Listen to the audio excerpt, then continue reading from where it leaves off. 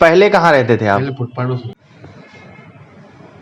कम्बल है, गद्दा है, बेड है। बसेरे का नाम सुनते ही लोग के जहन में एक ख्याल आ जाता है कि सड़क के किनारे एक तंबू बना है, वहीं पर बेघर जो लोग हैं वो रहते हैं। लेकिन आज हम राजधानी लखनऊ के निशातगंज चौराहे पर मौजूद है। यहाँ पर उमराव हाट पीछे साइड एक बिल्डिंग बनी है, वो पूरा एक रैन बसेरा है, वो भी गवर्नमेंटेड है। तो आइए आपको भीतर ले जाते हैं और देखते हैं कि यहाँ पर कैसी सुविधाएं हैं और यहाँ पर कैसे कितने बजे लोग आते हैं। तो आइए लोगों से बातचीत आपको दिखाते हैं। ये रैन बसेरा है और ये यहाँ है महिला कक्ष। आप देख सकते हैं कि महिला कक्ष बना है। तो यहाँ पर महिला जो बेघर महिलाएं हैं वो यहाँ रहती हैं। महिला कक्ष है ये। भीतर की ओर हम आपको दिखा रहे हैं किस तरह से बेड्स की सुविधाएं हैं, रजाई है, गद्दे हैं और यहाँ तक कि पिलोस की भी सुविधाएं हैं, यहाँ तक कि फ़ैन और लाइट्स की भी सुविधा है। आप देख सकते हैं किस तरह सरकार बसेरों का प्रबंध किया है, वो भी एक बिल्डिंग पे। और यहाँ ये विकलांग बाथरूम है। जिस तरह से सड़क पे रैन बसेरा जो होते हैं, तंबू जो लगा होता है, उसको कहीं ना कहीं से सरकारी रैन बसेरों ने झुठला दिया है कि रैन बसेरा सिर्फ वैसे नहीं होते, ऐसे भी होते हैं। यदि भोजन की बात की जाए तो देखा किस तरह से हमने यहाँ पे रसोई घर है, तो किस तरह का भोजन बनता है और कौन बनाता है? जी, भोजन हम ही बनाते हैं।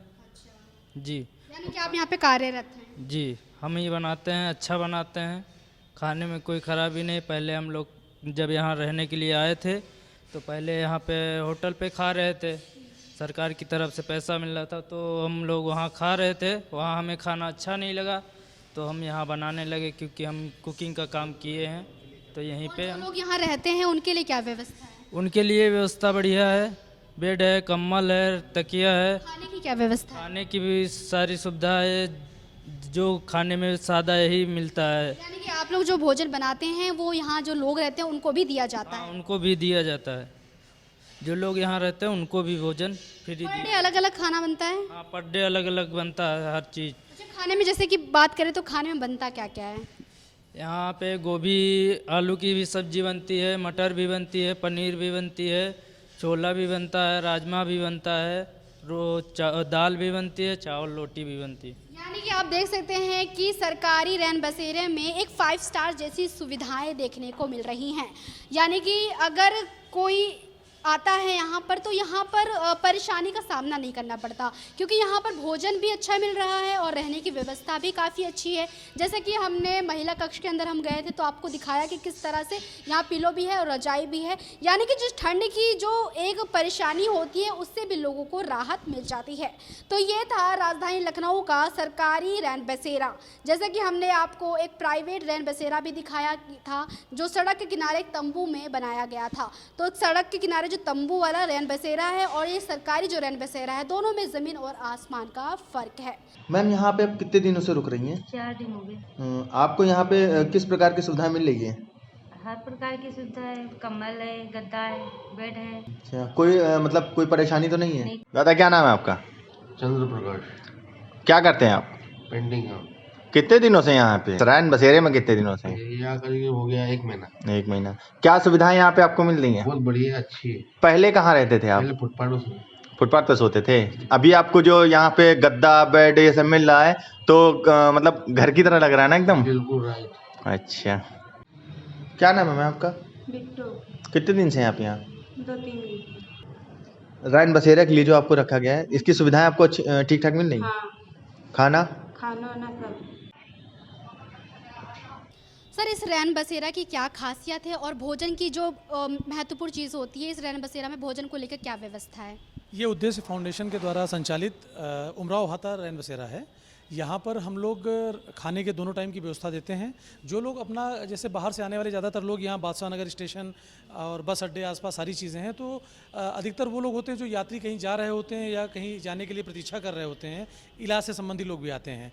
तो कई बार ऐसा होता है कि मेजॉरिटी केसेस ऐसे हैं जो लोग अपना खाना लेके चले होते हैं या खा के आ रहे होते हैं, उनकी तो हम नहीं व्यवस्था कर सकते हैं, या अगर उनको डिमांड करते हैं तो उनको भी हम व्यवस्थित करते हैं। अन्यथा के केस में जो भी हमसे भोजन की उपलब्धता कहते हैं हम उसे प्रोवाइड कराते हैं। खाना वेज खाना हम देते हैं, 30 रुपये थाली, 35 रुपये थाली, जिस हिसाब से रहता है।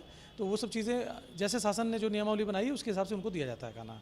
सर, इन केस अगर जैसे कि कोई पुरुष है ड्रिंक वगैरह कर दे तो उस केस में क्या होता है, क्या करते हैं आप लोग?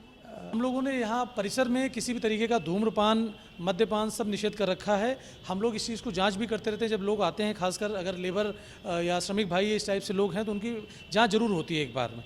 और यदि कोई चोरी छिपे ऐसा करता हुआ पाया जाता है तो उसको तुरंत हम लोग दंडात्मक कार्रवाई करते हैं और सामने पुलिस चौकी है वहाँ सूचना भी देते हैं, ताकि अन्य रहने वाले लोग कोई इस तरीके से परेशान ना हो, उनकी वजह से किसी को कोई समस्या ना हो।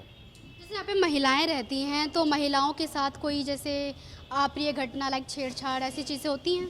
नहीं ऐसी, क्योंकि हमारा स्टाफ यहाँ काफ़ी रहता है और केयर टेकर और गार्ड्स के साथ में परिवार भी हमने रखे हुए हैं, तो उससे होता क्या है कि वो महिलाएं के लिए अलग कक्ष बने हैं, विकलांग दिव्यांगजनों के लिए अलग बनाए गए हैं और बाकी पुरुष डॉर्मेटरी ऊपर है। तो कोशिश ये रहती है कि कोई भी पुरुष या कोई अन्य व्यक्ति, बाहरी व्यक्ति महिला कक्ष में ना जा पाए, ये हमारी जिम्मेदारी, इसीलिए हमारा गार्ड, हमारा स्टाफ यहाँ रहता है। इसके साथ ही साथ जो कोई ऐसे परिवार साथ में आ रहे हैं तो उनकी भी सुरक्षा करना हमारा काम रहता है। आज तक ऐसी कोई शिकायत हमारे सामने नहीं आई है। आगे भी भविष्य में व्यवस्था यही है कि थाने से बराबर समुचित हम लोग मीटिंग करते हैं। यहाँ चौकी पर एसआई जो बैठे हुए हैं, इन लोगों से अपडेट हम लोग हफ्ते में 2-3 दिन यहाँ मुलाकात होती है। हर तरीके की व्यवस्था बनाए रखने का हम लोग का प्रयास रहता है। यहाँ जो लोग रुकते हैं उनके लिए डॉक्यूमेंट्स वगैरह रिक्वायरमेंट? हाँ, यहाँ पर क्योंकि ये ऐसी जगह है कि रेलवे स्टेशन, बस अड्डा, सारी चीज़ें यहाँ पर हैं, तो यहाँ पर हम लोग आधार लिए बिना एंट्री नहीं करते हैं। और जिनके पास ना हो, नहीं, उनके लिए नगर निगम ने व्यवस्था ये करी कि उनकी जीपीएस फोटो और उनकी पूरी डिटेल्स हम लोग नोट करते हैं। नेक्स्ट डे उनको आने से पहले डॉक्यूमेंट लेके आना है। तो अक्सर केस में ये होता है कि आदमी जैसे किसी कारणवश पहले दिन नहीं ला पाया, दूसरे दिन वो नई आधार है, वोटर आईडी कार्ड, ग्रामीण पत्र, कोई भी सरकारी दस्तावेज उपलब्ध करा देता है और वो ज़्यादातर लोग अपना काम कंटिन्यू रहते हैं। मेडिकल की क्या सुविधाएं हैं? मेडिकल में हम लोगों ने फर्स्ट एड किट यहाँ पर उपलब्ध करा रखी है। साथ ही साथ बगल में हमारे भाऊराव देवरस जो अपना सिविल हॉस्पिटल है वो यहाँ उपलब्ध है। तो अगर कोई ऐसी केस आता है तो हम लोग ने वहाँ जानकारी भी दे रखी है। साथ ही हमारा स्टाफ ट्रेंड है, वो उनको वहाँ पहुँचा करके इलाज की कोई अगर ऐसी गंभीर समस्या हुई तो हम उसके लिए सक्षम हैं। बहुत बहुत शुक्रिया। तो देखा आपने किस तरह से इस सरकारी रैन बसेरा में क्या क्या सुविधाएं हैं, भोजन की सारी सुविधाएं हैं और यहाँ तक कि मेडिकल की भी सुविधाएं हैं। तो यानी आप देख सकते हैं कि किस तरह के से जो सड़क के रैन बसेरा होते हैं और ये सरकारी रैन बसेरा, दोनों में ज़मीन और आसमान का फ़र्क है, जो हमने देख लिया है। हमने आपको अंदर हम ले गए, क्या क्या सुविधाएँ थी, सारी चीज़ें हमने आपको दिखाई। कैमरा पर्सन सनी के साथ में काजल सोनी, योर समाचार, लखनऊ।